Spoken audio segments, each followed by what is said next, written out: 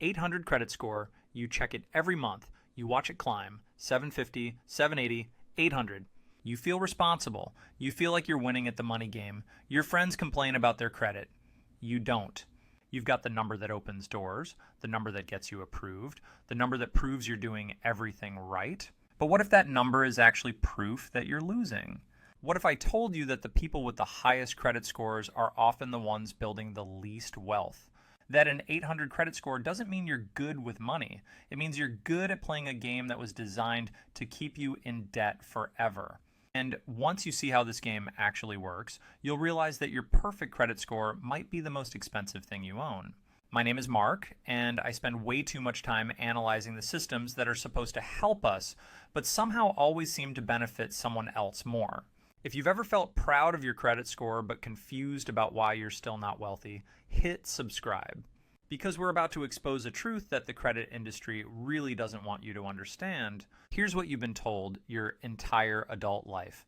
Build your credit, pay your bills on time, keep your utilization low, get that score up. A high credit score means you're financially responsible. It means you're trustworthy. It means you're winning. Sounds right, doesn't it?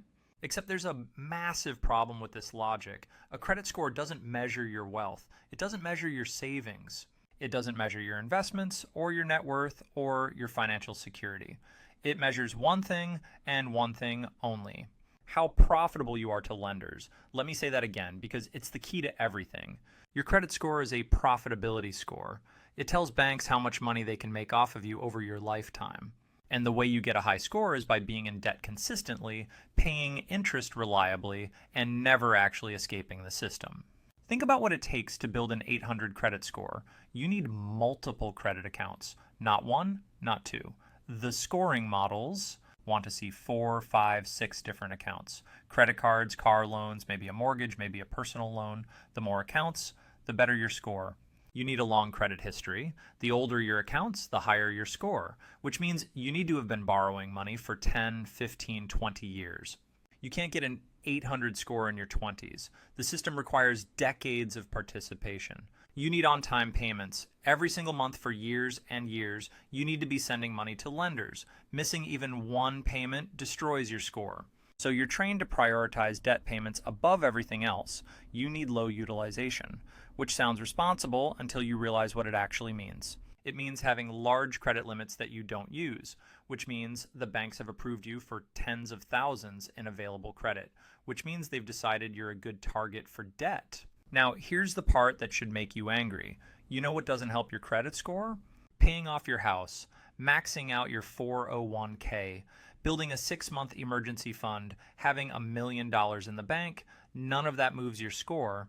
The only thing that moves your score is interacting with debt. This is the first hidden cost. I call it the debt loyalty tax. To maintain an 800 credit score, you have to stay in the debt game permanently. You can't pay off everything and walk away. If you close your credit cards, your score drops. If you pay off your car loan, your score drops. If you stop borrowing entirely, your credit history starts to thin and your score drops. The system punishes you for being debt-free.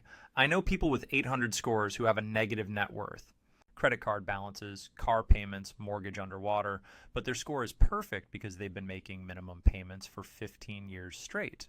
I also know people with 600 scores who own their home outright, have 200,000 in investments, and haven't borrowed money in a decade. Their score is low because they stopped playing the game. Which person is actually better with money? The score says one thing, reality says another. The second hidden cost is what I call the interest invisibility trick. Here's how the credit score game actually extracts money from you without you noticing. To build your score, you're told to use your credit cards regularly. Put your groceries on the card, put your gas on the card, put everything on the card and pay it off each month. You'll build credit and earn rewards. Sounds smart? But here's what actually happens. Studies show that people spend 12 to 18% more when using credit cards versus cash. The pain of payment is removed. The transaction feels abstract. You tap, you swipe, you don't feel the money leaving. So let's do the math. The average household spends about $60,000 a year on discretionary purchases.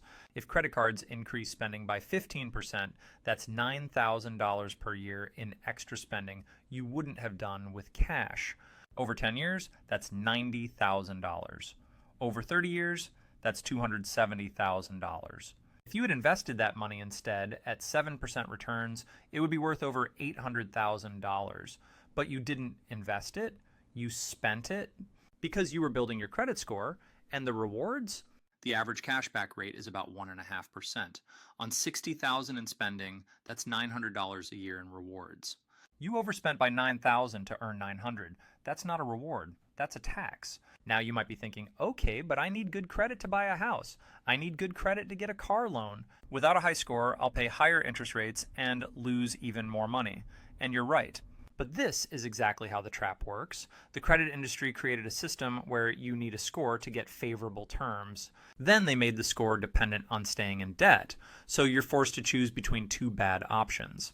Option 1, stay in debt forever, maintain your score, get lower interest rates on the debt you're required to have. Option 2, pay off your debt, watch your score drop, and get punished with higher rates if you ever need to borrow again. Either way, they win. Either way, you're paying. This is not an accident. This is the design. The third hidden cost is what I call the opportunity. Burn. Every dollar you spend maintaining your credit score is a dollar that's not building your actual wealth. Let me show you what I mean. The average American with good credit has about 4 credit cards. They pay annual fees on at least one of them. Let's say $50 a year. Not much, right? They keep balances low but not zero, because zero utilization can actually hurt your score. So they carry small balances and pay a little interest each month, maybe $20. They have a car payment because a car loan helps your credit mix. The average payment is $700 a month. Over a 5-year loan, you pay about $3,000 in interest. They keep old accounts open even if they don't use them, because closing accounts hurts your score, so they have cards sitting in drawers exposed to fraud, creating mental clutter. Now add it all up. The annual fees, the small interest payments, the car loan interest, the overspending from using cards instead of cash, the mental energy spent monitoring and optimizing. A conservative estimate? Maintaining a high credit score costs the average person $3,000 to $5,000 per year in direct and indirect costs. Over 40 years of adult life, that's $120,000 to $200,000. Exposed to the stock market at 7% average returns, that's $400,000 to $600,000 in lost wealth. To maintain a number that doesn't measure your wealth, your security, or your freedom. A number that measures how good you are at staying in debt. So what's the alternative? How do you escape a game that punishes you for leaving? Here's the framework I use. I call it the credit minimalist method. Step 1, stop optimizing for the score. Start optimizing for wealth. The goal is not 800. The goal is financial freedom. These are not the same thing. An 800 score with no savings is worthless. A 700 score with 200,000 invested is power. Every financial decision should be filtered through one question. Does this build my net worth, or does this build my credit score? If it only builds the score, skip it. Step 2, reduce your credit footprint to the minimum necessary. You don't need 5 credit cards. You need 1, maybe 2. 1 for daily purchases that you pay off in full every single month. 1 for emergencies that stays at 0. Close the store cards. Close the cards with annual fees. Close the cards you opened for the sign-up bonus 3 years ago. Yes, your score will drop temporarily. Let it drop. The drop is the cost of freedom.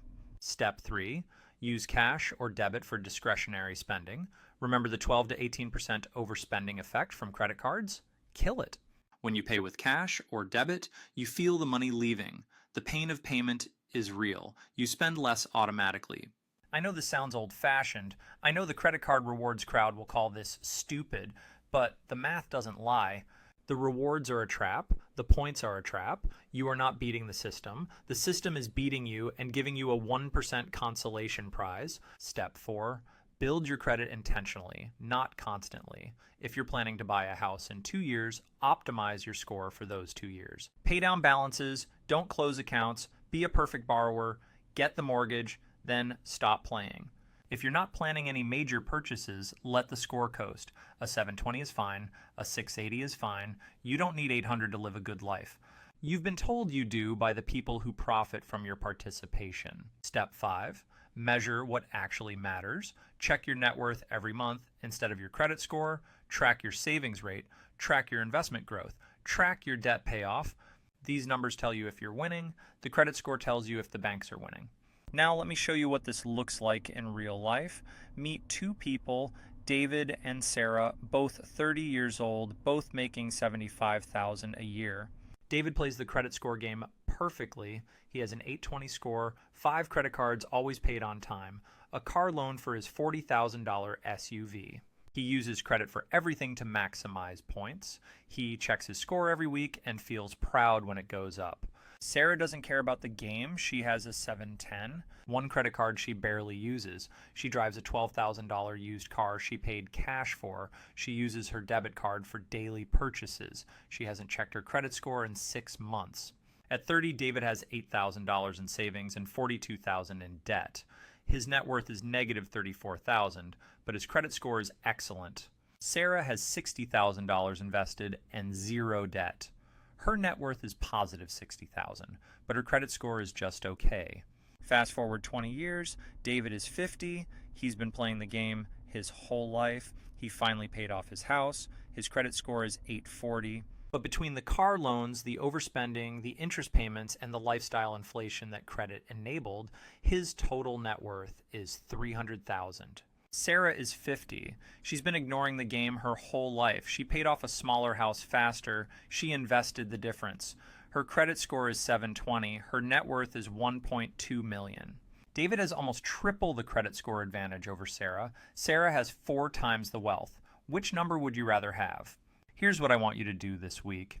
Stop checking your credit score just for 1 week. Instead, calculate your actual net worth.